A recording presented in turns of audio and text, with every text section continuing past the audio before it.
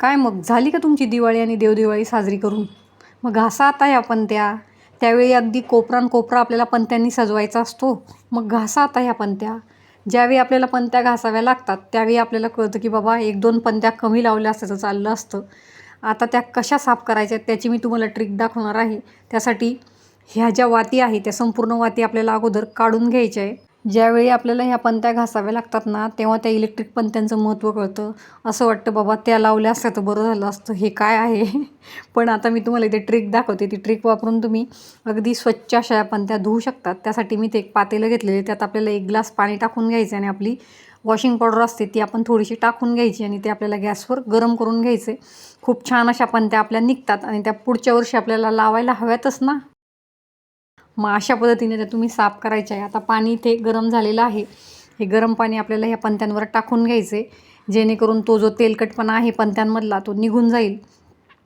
तर आता ह्या संपूर्ण पणत्यांमध्ये मी पाणी टाकून घेतलेलं आहे. एका मोठ्या ताटामध्ये पणत्या घेतलेल्या आहेत, जेणेकरून धुवायला जरा सोपं होईल.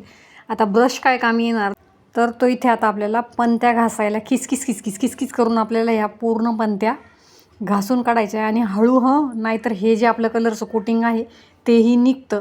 तर स्लो आपल्याला हे घासून घ्यायचे ना. हा पुढचा जो जळालेला पार्ट दिसतोय तो तर काही निघणार नाही, परंतु आतला जो चिकटपणा आहे तो पूर्ण ह्या हॅकने तुमचा निघून जातो. पुढून आणि मागून व्यवस्थितपणे ब्रशने अशा पद्धतीने त्या स्वच्छ करून घ्यायच्या आहे. नंतर त्या आपल्याला नळाखाली धुवून घ्यायच्या आहे. तर अशाच पद्धतीने आता या संपूर्ण पणत्या मी घासून घेणार आहे. तर चला फटाफट संपूर्ण पणत्या मी स्वच्छ करून घेते. खूप छान अशा या पणत्या निघतात, तुम्ही बघालच पुढे. अशाच पद्धतीने मी आता या संपूर्ण पणत्या घासून घेणार आहे. पुढच्या वेळी तुम्ही जरा विचार करूनच पणत्या लावाल कारण की ते घासण्यामध्ये आपला खूप वेळ जातो. तर बघा आता नळाखाली मी ते पणत्या धुवून घेतलेल्या आहे. बऱ्यापैकी मस्त अशा या पणत्या निघालेल्या आहेत. तुम्ही बघू शकता चिकटपणा वगैरे निघून गेलेला आहे आणि हे जे कोटिंग आहे ते निघतं. तर तुम्ही स्लोली ते घासायचं आहे. मस्त अशा या स्वच्छ करून मी ते पणत्या रेडी केलेल्या आहे. तुम्ही हॅक नक्की ट्राय करा.